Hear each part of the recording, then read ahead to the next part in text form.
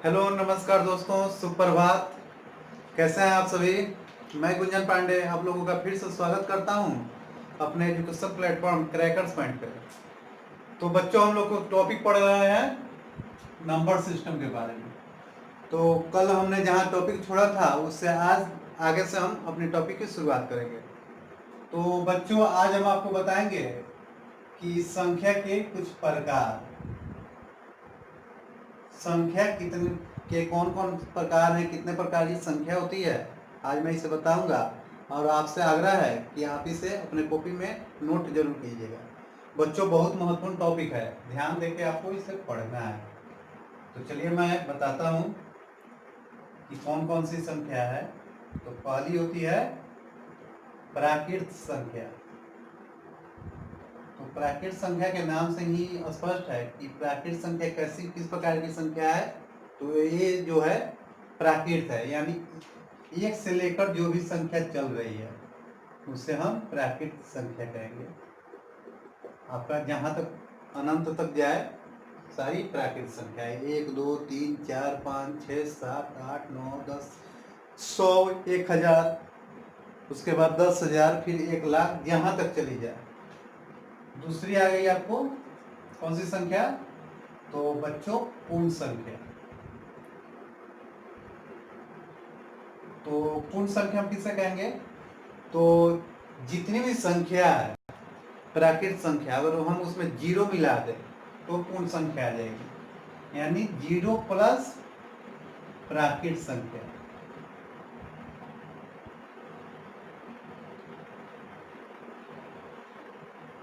आप इसको ऐसे लिख सकते हैं, 0 1 2 3 4 प्राकृत तक हम चले जाएंगे।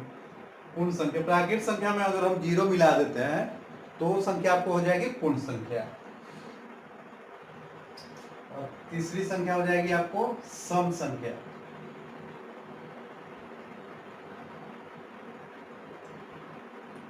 तो वैसी संख्या जो 2 से विभाजित हो उससे हम सम संख्या कहेंगे।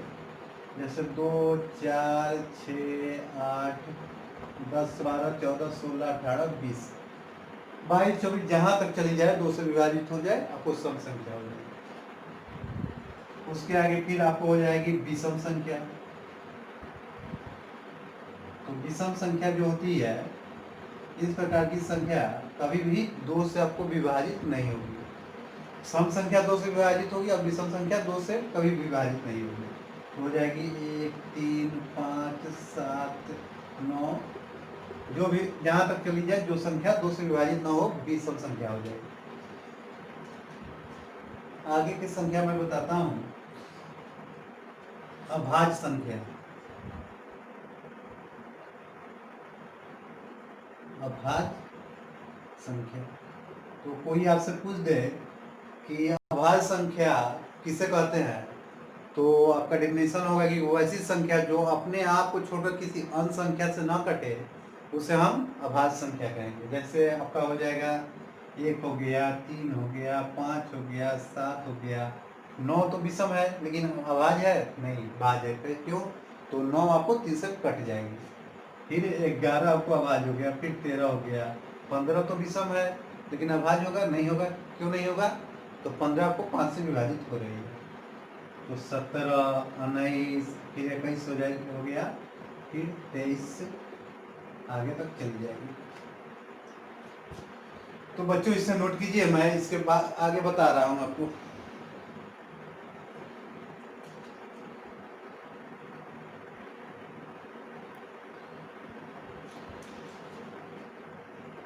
तो बच्चों अब हो जाएगी आपकी, बता दिया मैंने। अब आपकी कौन सी संख्या हो जाएगी? तो एक होती है अग्रवर्ती संख्या। अग्रवर्ती यानी अग्रवर्ती कौन कौन सी संख्या कहेंगे? तो अगली। अग्रवर्ती का मतलब होता है अगली। उसी तरह एक और होती है अग्रवर्ती और एक पूर्ववर्ती। पूर्ववर्ती यानी पिछली। अग्रवर्ती संख्या एवं पूर्ववर्ती संख्या। जैसे कोई आपको दे दे कि 189 की अग्रवर्ती संख्या आपकी कौन सी होगी, 189 की अग्रवर्ती क्या होगी, अगली संख्या, जस्ट अगली संख्या अग्रवर्ती संख्या हो जाएगी, तो यहाँ हो जाएगी 19। इसी तरह मैं आपको यहाँ दे रहा हूँ कि 189 की पूर्ववर्ती संख्या कौन सी संख्या होगी, तो पूर्ववर्ती संख्या हो जाएगी 188, जस्ट पिछली संख्या को पूर्ववर्ती संख्या हो गई, अग्रवर्ती आगे की हो गई। अब होती है बच्चों परिमेय संख्या। परिमेय संख्या कौन सी संख्या होती है, तो वैसी संख्या जिसे हम p बाई क्यू के फॉर्म में लिखते हैं, जो p बाई क्यू के फॉर्म में लिखा है उसे परिमेय कहते हैं, जैसे 1/3, 5/7, 9/11, 5/9, 5/3, ये सारी संख्या परिमेय संख्या है, नोट कीजिएगा। अब बच्चों होती है कि एक संख्या होती है अपरिमेय संख्या, अपरिमेय संख्या, तो वैसी संख्या जिसे रूट के फॉर्म में लिखा जाए उसे अपरिमेय संख्या कहते हैं, जैसे 2√2, √5, √7, √11, जो परफेक्ट स्क्वायर ना हो उसे हम अपरिमेय संख्या कहेंगे। यहाँ मैंने √4 नहीं लिखा क्योंकि √4 आपको परफेक्ट स्क्वायर है ना, तो बाहर आ जाएगा तो 2 हो जाएगा, और 2 के नीचे 1, ये आपको परिमेय संख्या हो जाएगा।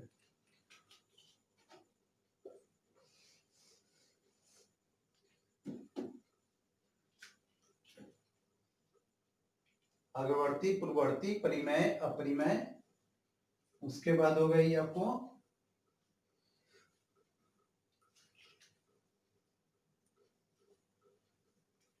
तो बच्चों इसे नोट कीजिएगा।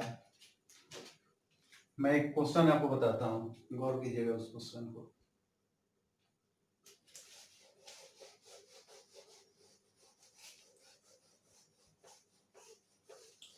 मुझे लग रहा है कि आपको परिमेय अपरिमेय में थोड़ा डाउट लग गया, इसलिए क्वेश्चन आपको मैं दूंगा।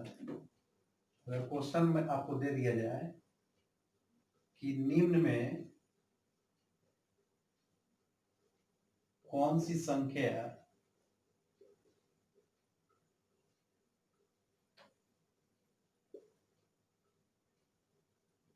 परिमेय संख्या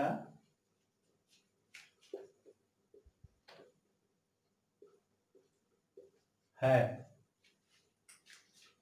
ए में आपको दे दे √7, बी में दे दिया ऑप्शन √9, सी में दे दिया √11, और डी में दे दिया आपको ऑप्शन √13। तो बच्चों क्या है, परिमेय संख्या है, √7 का स्क्वायर रूट संभव है, नहीं है। √9 का है, बिल्कुल है, √9 का कितना होता है, तो 3 होता है। √11 का नहीं होगा, √13 का नहीं होगा, तो ये सारी संख्या आपको अपरिमेय संख्या हो गई। ये 3 हो गया, तो 3 को हम 3/1 के फॉर्म में लिख सकते हैं ना, तो ये संख्या आपको परिमेय संख्या हो जाएगी। आंसर ये वाली ऑप्शन हो जाएगी।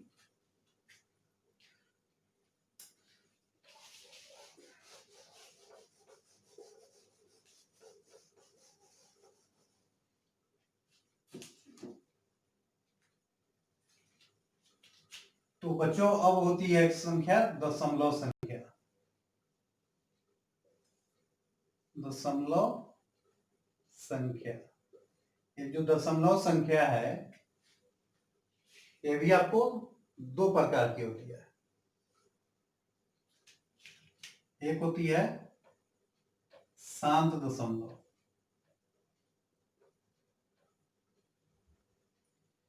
और एक हो जाएगी अशांत दशमलव।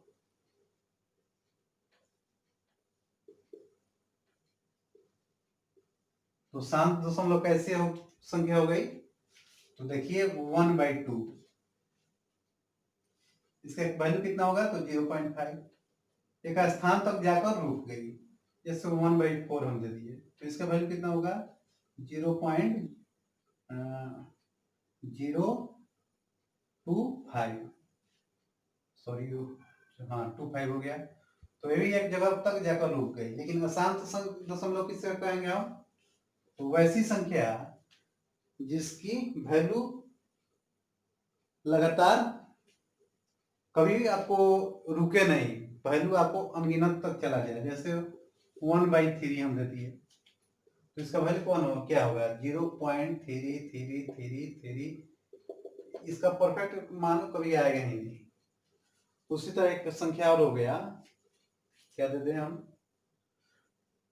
2/3, तो इसका हो जाएगा 0.6666। ये आगे तक निकलता ही नहीं रहेगा। तो ये अशांत दशमलव है और शांत दशमलव है। शांत दशमलव किससे कहेंगे, तो वैसी संख्या जिसकी वैल्यू एक का स्थान तक जाकर रुक जाए, और अशांत जो कभी रुके नहीं, लगातार बढ़ती ही चली जाए उसकी वैल्यू, वो अशांत दशमलव है।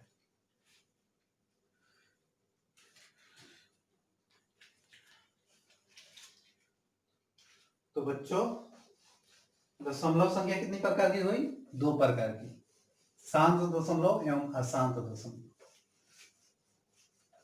अब अशांत दशमलव भी आपको 2 प्रकार की होगी दशमलव में, अशांत दशमलव।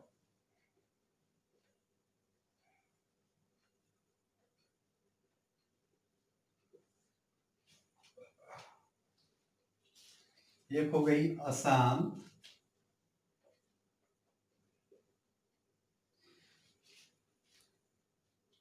जितने भी पॉइंट मैं बता रहा हूं वो सारे पॉइंट आप लोग नोट करते जाइएगा। और बच्चों, मेरा सेशन अगर पसंद आ रहा हो तो इसे लाइक जरूर कीजिएगा, और अपने फ्रेंड के भी इसे शेयर करना मत भूलिएगा। तो बच्चों, जितनी टॉपिक बताई जा रही है सारी बहुत महत्वपूर्ण है, इसे गौर से आप देखते रहिएगा। अशांत दशमलव आपको 2 प्रकार की हो जाएगी, अशांत आवर्ती दशमलव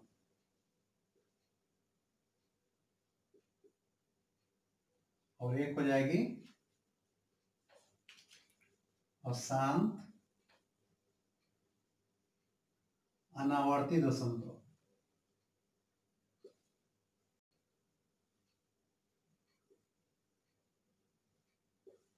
दशमलव संख्या कितने प्रकार की हुई, 2। कौन कौन, तो शांत दशमलव और अशांत दशमलव। अशांत दशमलव 2 प्रकार की, अशांत आवर्ती दशमलव, अशांत अनावर्ती दशमलव। तो हम देखेंगे कि कौन सी संख्या अशांत आवर्ती दशमलव है और कौन सी संख्या अशांत अनावर्ती दशमलव है।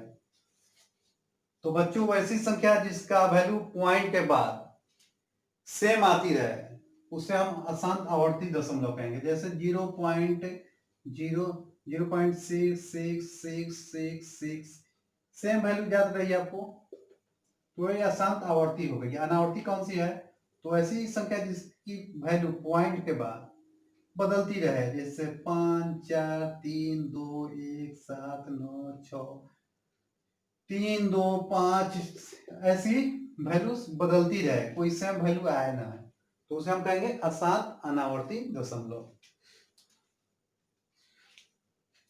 नोट कर लीजिए बच्चों इसे। बच्चों, आज का सेशन बहुत ही महत्वपूर्ण होने जा रहा है, इसे आप लोग मिस मत कीजिएगा। और जितने भी आपको फ्रेंड हैं सबके पास इसे शेयर कीजिए, ताकि वह हमारे इस सेशन को ज्वाइन कर सके।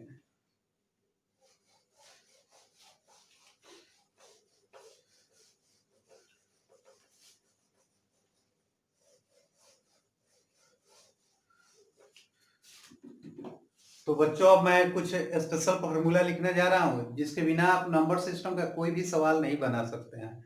तो जितने भी फॉर्मूला मैं बता रहा हूँ बच्चों, इसे आप नोट जरूर कीजिएगा, और आपसे निवेदन है कि इसे याद जरूर कर लीजिएगा, ताकि आगे का मैं सेशन में जितने भी क्वेश्चन है मैं आपको बताऊं तो आपको किसी भी तरह की परेशानी का सामना न करना पड़े। तो बच्चों, हम आज फॉर्मूला शुरू कर रहे हैं। इसे अपने कॉपी में नोट डाउन कीजिए, और हो सके तो आज ही इसे याद कर लीजिएगा। पहला हो जाएगा n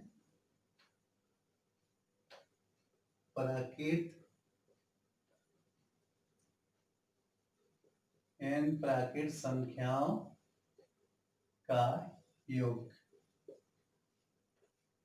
n प्राकृत संख्याओं का योग कितना होगा? तो इसका वैल्यू होता है n इंटू n प्लस 1/2। बच्चों आज का सेशन हमारा बहुत ही लंबा होने वाला है, तो जितना जल्दी हो सके इसे नोट करते रहिए आप, क्योंकि मैं आपको बहुत जल्दी इसे ही यहाँ से इरेज कर दूंगा, आपको लिखने का बाद में समय नहीं मिल पाएगा। इसलिए आपसे निवेदन है कि आप साथ ही इसे लिखते रहिए। दूसरा हो जाएगा n सम प्राकृत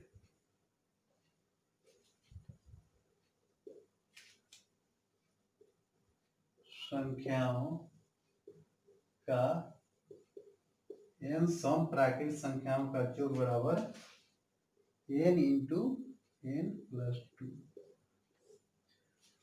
बच्चों दोनों फॉर्मूला पे अंतर कीजिएगा। ये n प्राकृत संख्याएं हैं, इसमें सम और विषम दोनों संख्याएं आएंगी, लेकिन दूसरा में क्या है, n सम प्राकृत संख्या है, इसमें विषम संख्या की नहीं आएगी। जैसे n प्राकृत संख्या हो गया तो 1 2 3 जो भी है 1 से लेकर, और यहाँ सम हो गया तो यहाँ 2 4 जाएगा, यहाँ 1 3 5 कभी नहीं आएगा। तीसरा फॉर्मूला हो गया आपका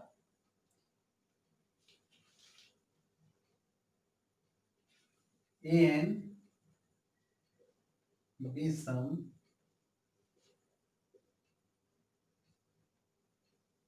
n विषम संख्याओं का,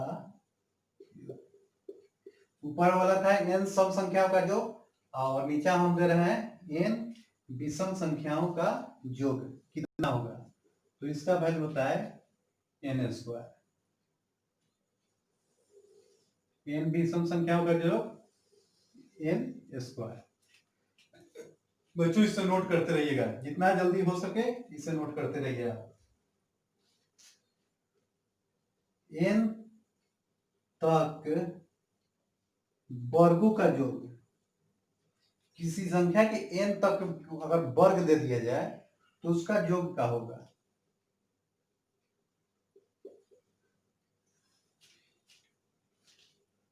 तो इसका आंसर होता है, इसका फॉर्मूला होता है n into n plus 1 into 2n plus 1 बटा 6।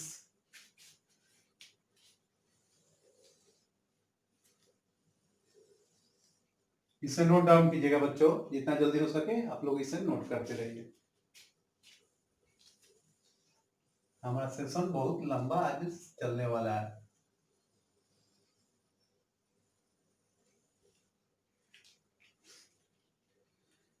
तो बच्चों मैं जितना भी फॉर्मूला लिख रहा हूँ, आपसे निवेदन है कि सारे फॉर्मूला को याद कर लीजिएगा, क्योंकि अगर आप इस फॉर्मूला को याद नहीं कीजिएगा तो आगे आपको बहुत सारी कठिनाई का सामना करना पड़ेगा, क्योंकि कोई भी ऐसा क्वेश्चन नहीं है जो इन फॉर्मूला के बिना बन सके। तो आपसे निवेदन है कि इसे नोट कीजिए और जितना जल्दी हो सके उसे याद कर लीजिएगा।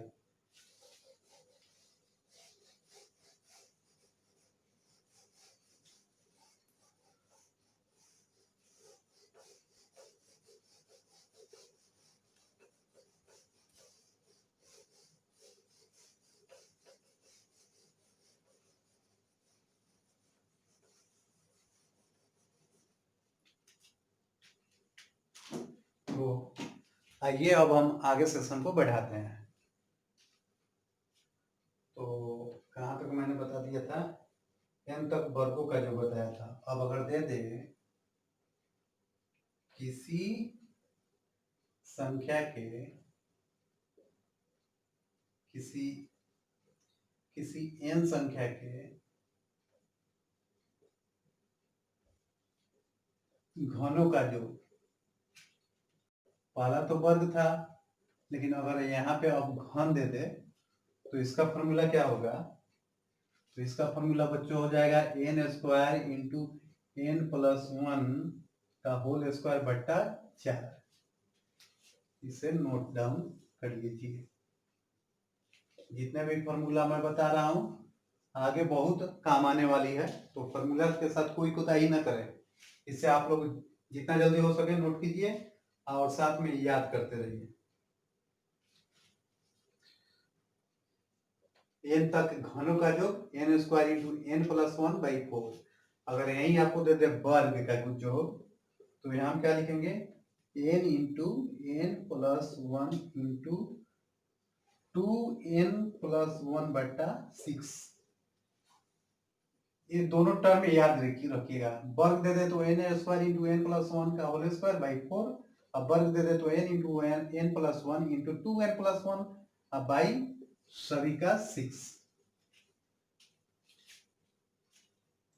तो बच्चों मैं एक क्वेश्चन देता हूं आपको, क्वेश्चन को समझिएगा और इसे बनाइएगा।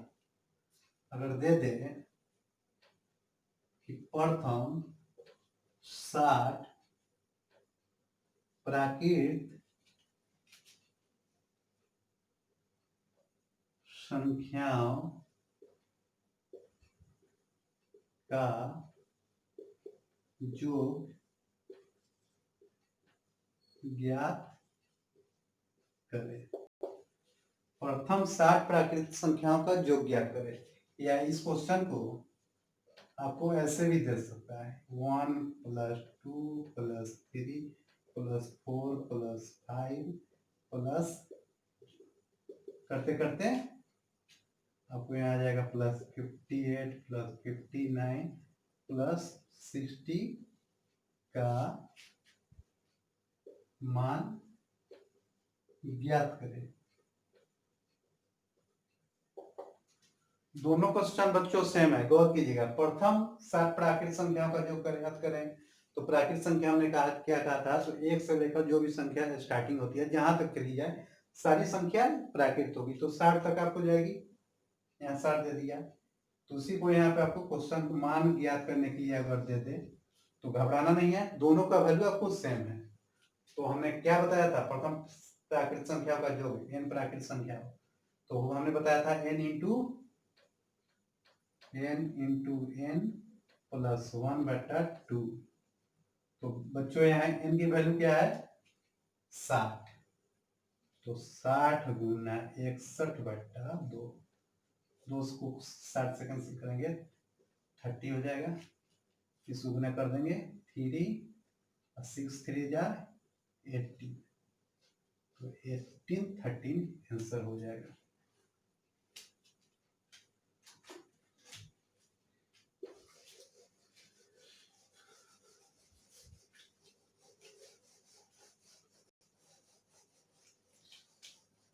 इसे नोट कर लीजिएगा आप लोग।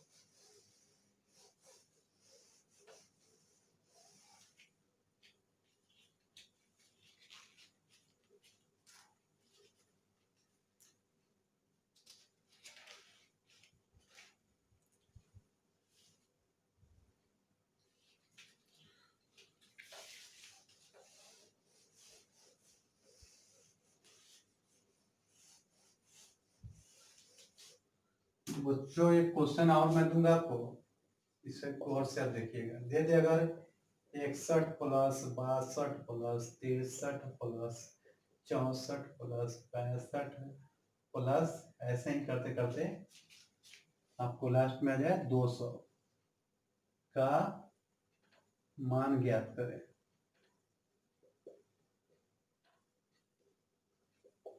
या दे दे 61 से 200 प्राकृत संख्या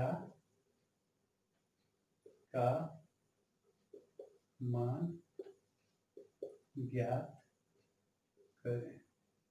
इसको दे दे 61/63 करके मान ज्ञात करें 200 तक, या ऐसे कर दे 61 से 200 तक की प्राकृतिक संख्या का योग ज्ञात करें। तो इसे हम कैसे बनाएंगे,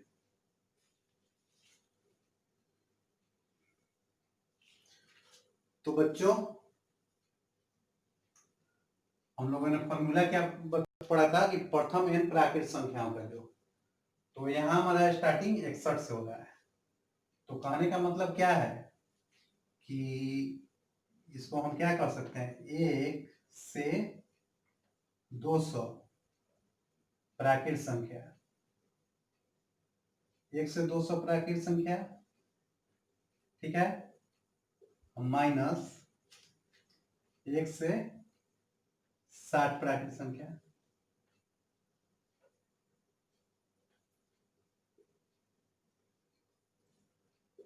इकसठ से वैल्यू है, तो अगर हम 1 से 60 तक का वैल्यू घटा दें तो प्रथम 200 प्राकृत संख्या हो जाएगी ना। तो ये शक है आपको, कोई प्रॉब्लम बिल्कुल नहीं।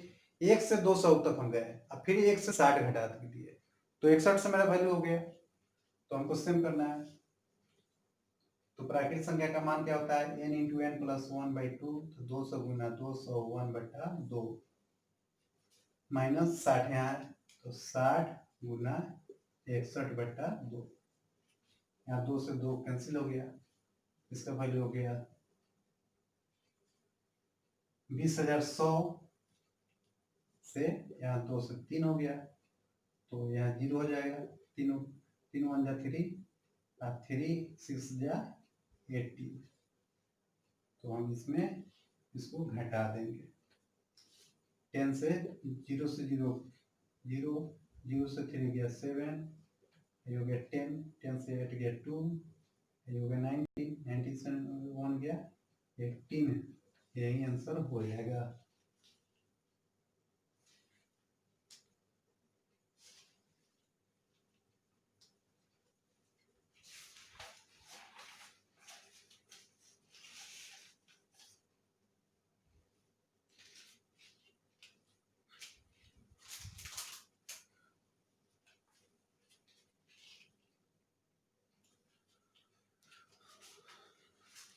तो बच्चों आज का सेशन का मैं लास्ट क्वेश्चन बताने जा रहा हूँ, और फिर कल के डेट में हम इसके आगे अपने सेशन को कंटिन्यू करेंगे। तो बच्चों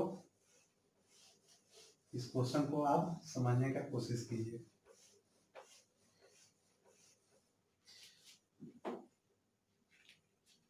अगर आपको कोई क्वेश्चन ऐसे मिल जाए एग्जाम में 1 + 2 + 3 + 4 प्लस करते करते करते 100, ठीक है, प्लस 99 प्लस 98 प्लस 97, ऐसे ही आपको प्लस करते करते आपको दे दे 3 + 2 + 1 का मान ज्ञात करें।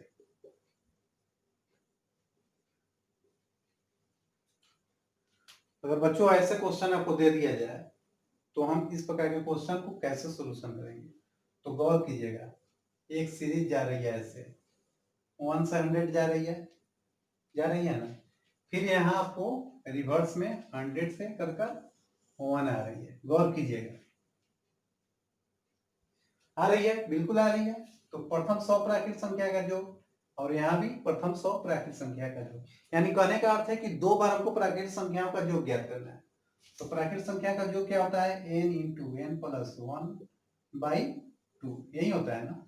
अगर 2 बार दे दे तो 2 गुना कर देंगे, ठीक है, 2 से 2 कैंसिल हो गया, यानी n इंटू एन प्लस 1, यही हमको करना है। तो 100 गुना 101 हो जाएगा, तो आपको हो जाएगा 10,100 हो गया ना। लेकिन बच्चों एक बात गौर करना है कि सीरीज में हमको ये जो 100 दिया है एक ही बार दिया है, ये 2 बार हमको नहीं दिया है। जबकि हमने यहाँ पे 2 बार कर लिया है, 1 से 100 फिर 100 से 1 तक। तो हम यहाँ क्या करेंगे, एक 100 घटा देंगे, तो वैल्यू हो जाएगा आपको कितना है, 10,000। तो जितने भी बच्चे अगर वैल्यू आपको बनाए होंगे उनका आंसर आया होगा 10,000, तो सारे बच्चे सही हैं। तो घबराने की जरूरत नहीं है बच्चों। जिन जिन बच्चों का गलत हो रहा है वो हमारे सेशन पे डटे रहें, आगे उनका भी सही होगा। तो बच्चों इस प्रकार के क्वेश्चन को एक ट्रिक से हम और बनाएंगे।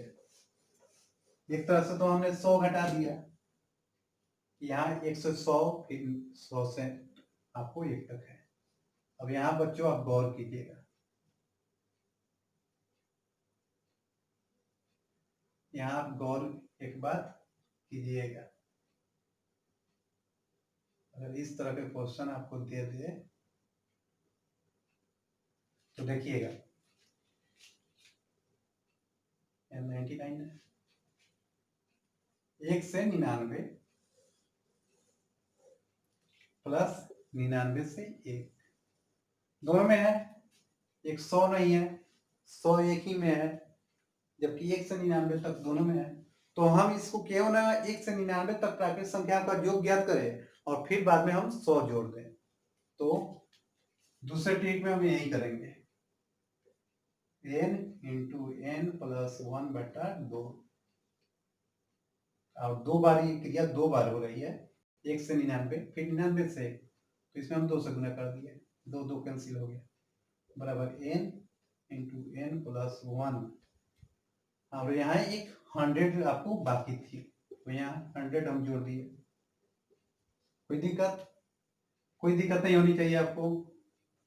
तो 99 n का वैल्यू क्या है, 99 गुने 99 1 100 प्लस 100 बराबर हो जाएगा 99 100 प्लस 100 बराबर कितना हो जाएगा आपको 10,000। तो बच्चों दोनों तरह के पैटर्न में दोनों तरह से आप क्वेश्चन बनाइएगा, आपका आंसर तो वही आएगा।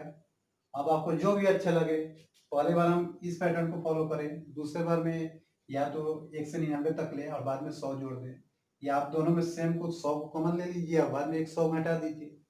तो जैसे आपको अच्छा लगे उस तरह से आप बनाइए, बस आपका कैलकुलेशन फास्ट होना चाहिए। तो बच्चों आज के सेशन में बस इतना ही, कल के सेशन में फिर हम आपसे मिलेंगे, तो आप 7 बजे मेरे सेशन में ज्वाइन होना मत भूलिएगा। और बच्चों आज हमने जितना भी फॉर्मूला बताया, जो भी संख्या का प्रकार बनाया, तो सारे संख्या को रट लीजिएगा और जो भी फॉर्मूला बताया है उसे याद जरूर कर लीजिएगा, क्योंकि कल का जो सेशन होगा हमारा, जितना भी कल हम क्वेश्चन बताएंगे उसी सारे फॉर्मूले पर आधारित होंगे। तो बच्चों आपसे आग्रह है कि उस सारे फॉर्मूला को याद कर लीजिएगा, क्योंकि अगर आप लोग उस फॉर्मूला को याद नहीं करते हैं तो आपको मेरा सेशन समझ में नहीं आएगा। धन्यवाद बच्चों।